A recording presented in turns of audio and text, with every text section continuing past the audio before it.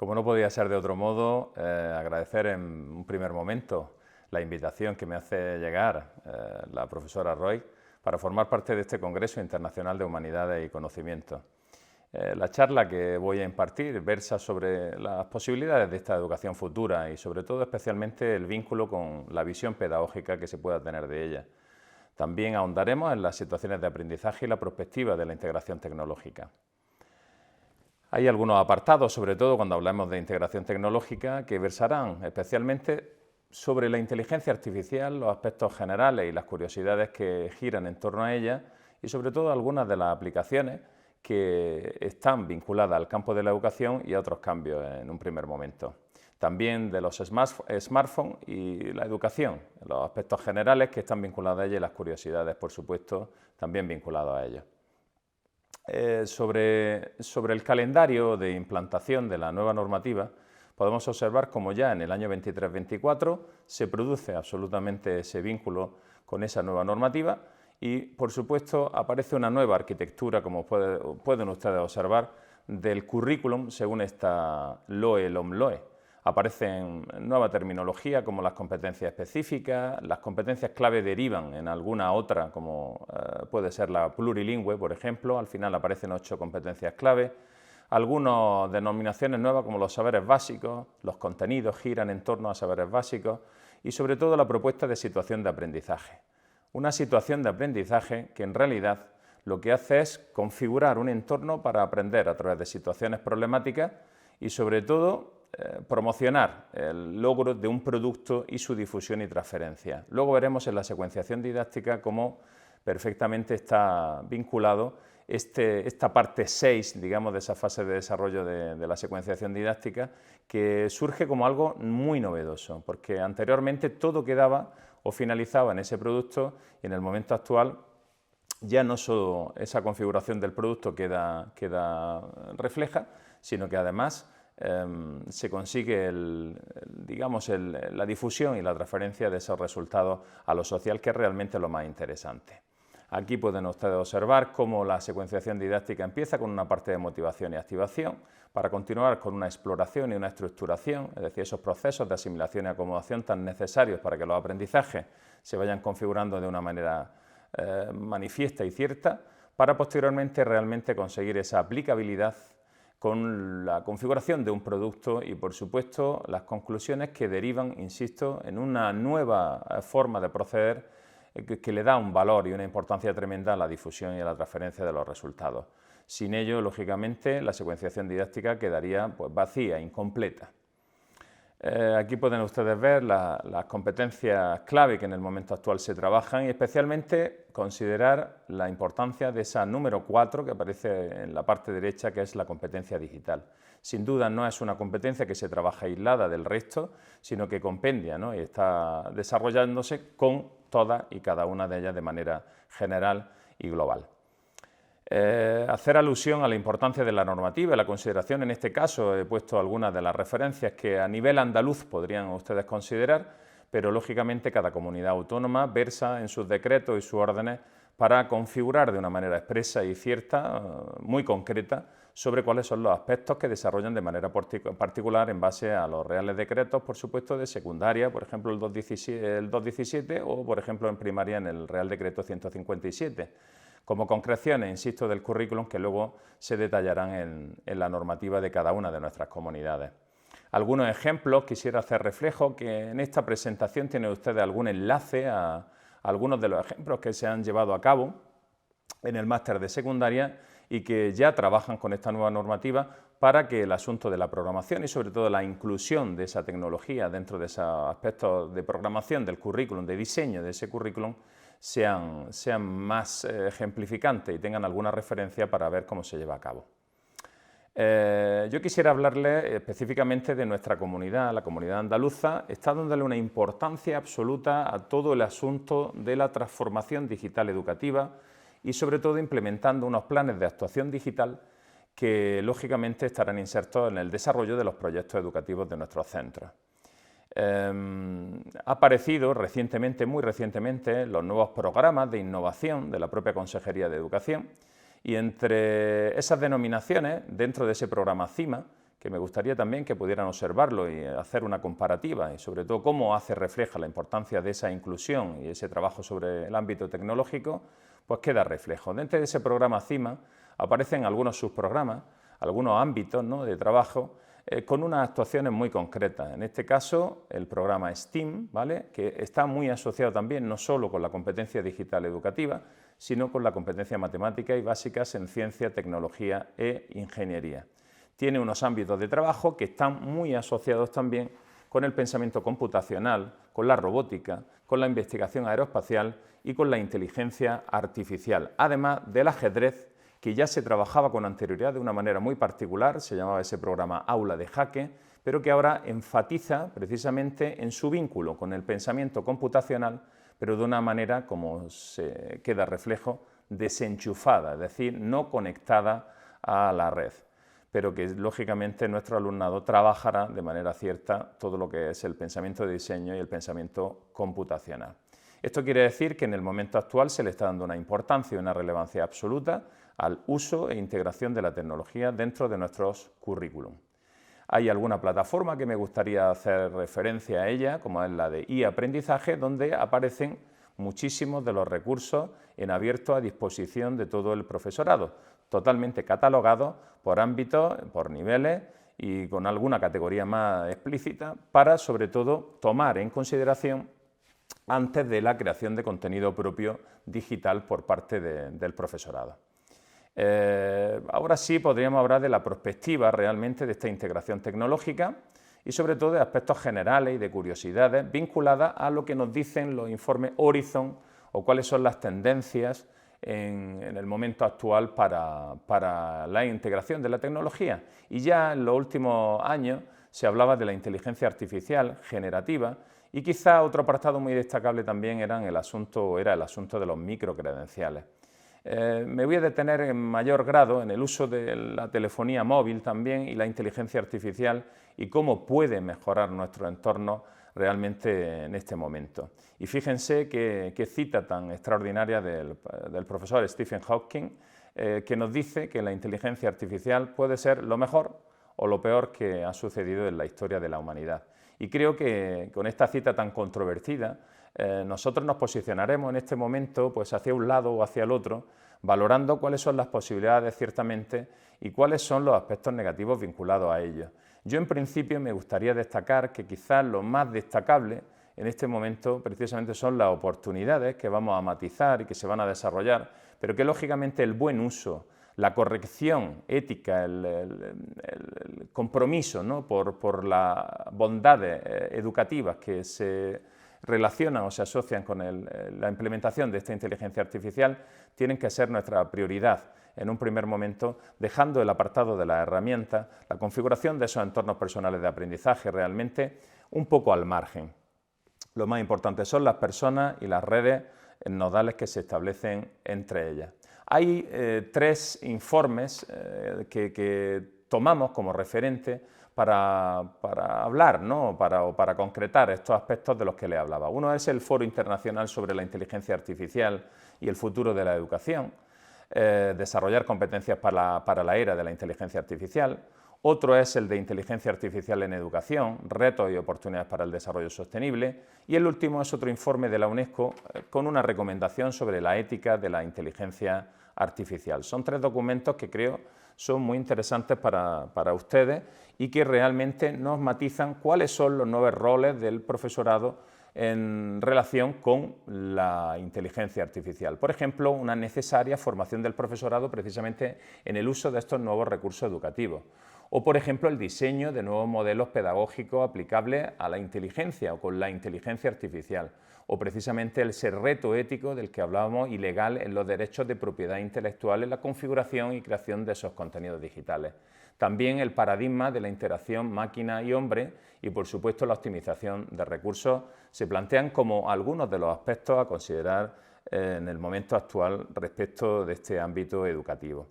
Me gustaría matizarles aquí en este momento también algunas características previas que hemos de considerar, sobre todo vinculados a algunas herramientas, ¿no?, de inteligencia artificial y algunas de sus características también asociadas. La producción de citas falsas, por ejemplo, el desarrollo de tareas, apoyado en la redacción de ensayos, fomenta, por supuesto, la reflexión crítica, como aparece por ahí, se detectan emociones de los alumnos de una manera muy cierta, hay sistemas de tutoría inteligente y aparece una recomendación al respecto de la creación de contenido en abierto. También los asistentes de enseñanza impulsados por inteligencia artificial, la calificación automática de exámenes y el monitoreo automático de foros. Pueden ser algunas de las características que precisamente los profesores Flores y García Peñalba hacen al respecto de estos sistemas de inteligencia artificial. A mí me gustaría también destacar otros de los estudios que hacen referencia a cuáles son los predictores de uso de esta tecnología. Y sobre todo se destaca, vean ustedes en la pantalla, en un primer momento el hábito, precisamente como el mejor predictor de la intención de comportamiento al respecto de esa inteligencia artificial. También aparece en segundo lugar la motivación hedónica, es decir, el placer o el disfrute simplemente por la utilización de la herramienta. Y en tercer lugar, la expectativa de rendimiento. O sea que como predictor del uso de esta tecnología, específicamente en el ámbito universitario en este momento, quizás la expectativa del rendimiento sí que queda como manifiesta, sinceramente, como oportunidad y como punto de encuentro en el uso de esta tecnología en el ámbito universitario. Otros estudios que hacen alusión a la inteligencia artificial, sobre todo vinculada con la escritura, también hablan de una mejora de la fluidez, de una mejora de la flexibilidad, de la mejora de la narrativa y, consecuentemente, la mejora de uno de los objetivos del desarrollo sostenible que en la normativa anterior que les indicaba, el LOMLOE, aparece como algo que hay que trabajar en cada una de nuestras propuestas, de nuestras situaciones de aprendizaje vinculadas a esa programación conjunta. En este caso, una educación o la apuesta por una educación de calidad. Otra cita buenísima que aparece por aquí es la que hace mención a que la creatividad computacional no es y no necesita ser, por supuesto, equivalente a la creatividad humana, sino que podría ser distinta y contribuir incluso a nuevos procesos y resultados que sería posible considerar creativos. Aparecen en el margen derecho algunas de esas experiencias que se están llevando a cabo, muy vinculadas con la inteligencia artificial y que lógicamente hemos de considerar o que les invito a que visiten en el momento en que ustedes puedan advertir lo que es la presentación de esta charla. Creo que hablar de los indicadores del uso de esta inteligencia artificial se hace relevante, ¿no?, en este momento. Y algunas de estas pautas de trabajo son que uno sea específico en la búsqueda, que defina uno sus objetivos e intenciones, ser directo en toda la propuesta, por supuesto proporcionar contexto, evitar jerga y abreviaturas, definir su papel, pedir mejoras durante la conversación y solicitar a ChatGPT que siempre te pregunte antes de responder, además de comprobar en última instancia, que creo que es lo más idóneo, la información que sea correcta, es decir, verificar por nuestra parte si todo aquello que nos ha dicho esa inteligencia artificial es real, ¿no? Es cierto y se contrasta. También me gustaría hablarles de la evolución de estos artículos en Scopus. Y nos damos cuenta, si observan ustedes la gráfica, cómo la evolución del trabajo sobre inteligencia artificial y educación es bárbara en los últimos años. A partir de 2016 hay un crecimiento exponencial absoluto. Y sobre todo, fíjense de qué se habla, ¿vale?, en estos artículos principalmente. Se habla de predicciones del estado emocional del alumnado, de la implementación de las tutorías virtuales y qué puede hacer la inteligencia artificial para facilitar ese contexto y sobre todo la detección de estilos de aprendizaje. Me gustaría también resaltar, es muy importante resaltar, cómo la inteligencia artificial aparece en otros campos que no son el educativo. Y aquí hay algunas referencias también que pueden contrastar, que pueden hacer lecturas sobre estos documentos en el ámbito de la medicina. También, por ejemplo, nuestro Face del ID, ¿no?, del reconocimiento facial de nuestra cámara de Google, pues por supuesto hace inteligencia artificial. Y luego algunos robots. Ya veremos a posteriori cómo algunos datos nos dicen que el ámbito de la robótica, aún ni en educación ni en el ámbito empresarial, no está absolutamente desarrollado como debiera, pero sí que hay una promoción y una publicitación, especialmente desde el ámbito educativo, para su inclusión también del mismo modo. Aquí aparecen algunos robots domésticos y lo más interesante es los robots que hacen que el desarrollo de esta competencia emocional tan manifiesta y tan necesaria precisamente en el ámbito de la educación. Aquí ven algunas experiencias asociadas con ello. Luego, simplemente me gustaría hacer un recorrido, un barrido por algunas de las herramientas de inteligencia artificial que se han seleccionado para el ámbito educativo. Por ejemplo, el proyecto Prisma, que la editorial Santillana está llevando a cabo, o esta Thinster, que creo que hace muchísimo por el trabajo de áreas tan fundamentales como la troncalidad del área de matemáticas. Aquí algunos editores de vídeo, alguna herramienta de inteligencia artificial vinculada con los procesos evaluativos, alguna vinculada también con el arte y la promoción del dibujo, a correctores de textos, algunos traductores que ustedes conocen y nuevamente algunos avatares y ediciones o editores de vídeo que creo que son bastante interesados, algunos conversores que aparecen por aquí y alguna creación de imagen. Bueno, estos son algunos ejemplos de herramientas que están vinculadas al ámbito educativo y sobre todo especialmente con la inteligencia artificial. En una segunda parte también me gustaría destacar algunos aspectos, generalidades y curiosidades vinculadas con los teléfonos inteligentes de última generación y sobre todo con el ámbito educativo.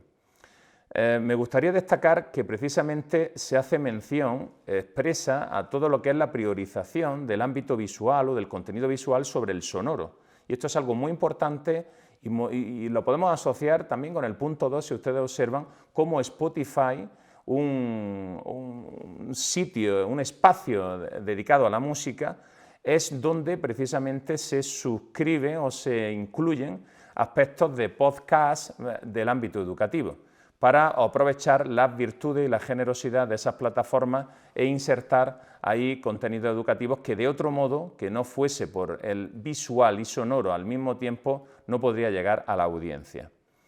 También los servicios de streaming y plataformas de vídeo, donde precisamente se indica aquí que la atención se fija a través de los ojos y no de los oídos. Creo que eso es muy destacable en el momento actual. Aparecen en estas gráficas algunos de los indicadores sobre el consumo de nuestros teléfonos inteligentes de podcast, de música y de radio. Y ustedes pueden observar cómo precisamente ese vínculo con la imagen aparece también muy reflejo. También la modalidad de consumo de audio desde los teléfonos inteligentes. Y bueno, pues a considerar como aspectos muy importantes aparece que el smartphone relega a la radio sobre la música en el menú digital sonoro o el uso de plataformas automatizadas, donde por ejemplo algunos operadores como la BBC integra audios a la carta en plataformas de streaming musical como Spotify. También los criterios personales en la elección, es decir, que la elección del contenido sonoro siempre está vinculada al propio interés. Esas son algunas de las investigaciones que están relacionadas con este ámbito. También la actitud individualista y el uso de los auriculares, ese componente que observamos en nuestra vida cotidiana, donde vemos con los auriculares a nuestros jóvenes y con una actitud de tipo individual para la escucha, ¿no?, de algunos de los contenidos, la necesidad de la interacción con la pantalla y sobre todo que estos teléfonos inteligentes se adecuan absolutamente a esa audiencia, al consumo de esa audiencia joven que son los consumidores prioritarios de este tipo de productos. Bueno, aquí algunos datos, creo que podría pasar algunos de los datos más relevantes de tecnología y sociedad en España en el año 21, pero sobre todo la importancia de la ubicuidad. Más que otro aspecto, lo más interesante es precisamente que ese contenido está en todo momento y en todo lugar disponible para todos y cada uno de nosotros. Sobre todo la enorme evolución de la tecnología, ya lo hemos dicho al principio, cómo los planes educativos insertan de una manera absoluta cuáles son las nuevas tendencias y especialmente cómo hemos dedicado a esa inteligencia artificial y al uso de la telefonía móvil, que también está en un punto controvertido precisamente en el momento actual en nuestros centros, haciendo reflejo algunas alusiones también en los reglamentos de organización y funcionamiento para un correcto uso de los mismos y sobre todo desde el punto de vista didáctico, pedagógico, qué consideraciones son más oportunas para ese desarrollo. Está clarísimo que los docentes usan los teléfonos inteligentes para comunicarse y para buscar información, y para la comunicación y la gestión también, ¿vale? Al margen de ese consumo tecnológico quedan manifiestos los estudiantes, no es propiamente un consumo crítico, responsable y reflexivo, sino inmediato, veloz y que responde a una gran cantidad de estímulos que todos conocemos. Bueno, voy a dar un detalle de algunas de las herramientas más interesantes que hay ahora mismo vinculadas con este tipo de actuaciones, que es Quizlet, ¿vale? Al final son actividades de tipo interactivo vinculadas con el uso de esta tecnología móvil y aprendizaje móvil. Y en última instancia, para no olvidar, en el ámbito educativo algunas de las cuestiones que lógicamente podemos destacar desde el ámbito de la seguridad, de la igualdad de género también y por supuesto del ámbito empresarial, qué repercusiones en este momento para el ámbito educativo se han de matizar. Vamos a tomar como referencia el observatorio, ¿vale? Del Observatorio Tecnológico y Nacional de Tecnología, donde encontramos datos como los siguientes. El 39,6% navega sin tener actualizaciones al día, o el 33% hace clic en enlaces que no saben a dónde les dirigirán. También el 36,9% descarga ficheros de sitios web dudosos. Estos datos son bastante importantes y relevantes para considerarlos, puesto que uno de los ámbitos de la competencia digital, del marco común de competencia digital europeo, es precisamente la seguridad. Y fíjense, bueno, esos porcentajes que nos llevan a matizar y a encontrar aspectos para la mejora sin ninguna duda. Bueno, aquí otros datos, por ejemplo, destacables, no podemos analizarlos todos, pero el 80,9% de los usuarios manifiestan que la administración debe implicarse en la mejora de la seguridad de Internet, o casi el 80% de los usuarios opinan que su equipo está más protegido y si su equipo estuviera más protegido, su vida sería mucho más sencilla y más fácil. Aquí, hablando de la brecha digital, por ejemplo, aparece que en la última década se ha reducido muchísimo esa brecha digital de acceso a Internet entre mujeres y hombres, hasta alcanzar prácticamente datos bastante similares. Sin embargo, aún existen diferencias en las actividades que se desarrollan en línea. Y esto es evidente. Tenemos que seguir trabajando, ya aludía yo a los planes de actuación digital, pero sin duda siguen trabajándose los planes de igualdad vinculados a otros planes también relacionados, como pueden ser los planes de atención a la diversidad, que lógicamente están imbricados en ese desarrollo de los proyectos educativos de nuestros centros. Únicamente, dice, el 6% de las mujeres se siente muy segura cuando accede o navega por Internet. Bueno, aquí otros datos de esta brecha de género que vamos a obviar. Nos pasamos a otro informe de la OSCE donde aparece la violencia digital de género. Y ahí aparece algún dato muy relevante, por ejemplo, que la violencia de género digital acarrea graves consecuencias, entre ellas ataques de pánico, ansiedad o estrés, que sufre al menos el 54% de las mujeres que han sufrido acoso a través de estas redes sociales, por ejemplo. Sabemos que tenemos que seguir trabajando en ese sentido y, por supuesto, seguir desarrollando esa competencia en todo nuestro alumnado y en todo nuestro profesorado. Más de un 25% de esas mujeres han recibido insinuaciones consideradas no apropiadas a través de estas redes sociales. También es un dato muy importante y muy relevante para ser considerado. También al respecto de la tecnología en la empresa, yo destacaría en última instancia como el uso de robots, que dijimos con anterioridad, es minoritario en este momento. Solamente el 7% de las empresas en este momento actual están trabajando ya con robots y solamente el 1,4% de microempresas utilizan también estos robots en sus dinámicas de trabajo. Está claro que la inteligencia artificial, como queda denotado con estos puntos clave, es una tecnología de transformación digital empresarial y, de hecho, ya saben que están avanzando muchísimo en esos aspectos y que el ámbito educativo tiene que copiar muchísimo y seguir copiando estos modos de trabajo de precisamente las pequeñas y medianas empresas de nuestro país y de las grandes empresas también del mismo modo. El teletrabajo sigue sin ser masivo, pero ya hay una gran apuesta, incluso en la Universidad de Granada se está ya llevando a cabo, se va a implementar en torno al personal de administración y servicios y es una gran apuesta precisamente del nuevo rector en ese sentido, apostando también por la inclusión de las nuevas tecnologías precisamente en el ámbito del personal, insisto, de administración y servicios. Sobre el marco de competencias digitales, simplemente destacar en última instancia la necesidad del trabajo en ese marco común europeo de competencia digital, que por supuesto se están haciendo, llevando a cabo mediciones de cuál es el paradigma ahora mismo formativo al respecto del profesorado andaluz, observándose que la cualificación y la preparación es de un B2, ¿vale? En formación de competencia digital, y lógicamente se van advirtiendo los procesos formativos en torno a esa creación de contenido digital, a esa seguridad, esa resolución de problemas a través de estos programas formativos, insisto, para el profesorado y lógicamente consecuentes para el alumnado de todos y cada uno de los niveles educativos. Creo que es preciso matizar y reconocer el trabajo también del ámbito universitario, especialmente del tiempo COVID, en estas plataformas o en estos entornos virtuales de enseñanza y aprendizaje, y sobre todo la configuración, como decía en algún momento de esta charla, la necesidad precisamente de aunar y de establecer redes nodales de trabajo y personas relevantes, influyentes desde el punto de vista educativo, que queden en nuestra marcación social de esos favoritos a los que seguimos y que comparten, por supuesto, sus otras redes, sus otras personas que están vinculadas a ellos y que harán muchísimo mejor nuestros entornos para enseñar y aprender.